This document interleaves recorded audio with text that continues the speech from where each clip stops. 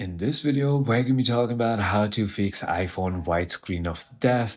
This is going to be the only video that you'll ever need to watch on the internet. So with that being said, let's get straight into the video, shall we? So the first thing that you want to try is going to be force restarting. And the best way to do this is going to be by quickly pressing and releasing the volume up and then the volume down button, and simply press and hold the side power button until the Apple logo appears. If that doesn't work, then what you want to do is simply go ahead and connect your phone to a computer using the USB and open iTunes or Finder on the Mac OS and perform a force restart sequence. As I already mentioned, volume up, volume down, then hold the side power button, but keep holding the side button even when the Apple logo appears.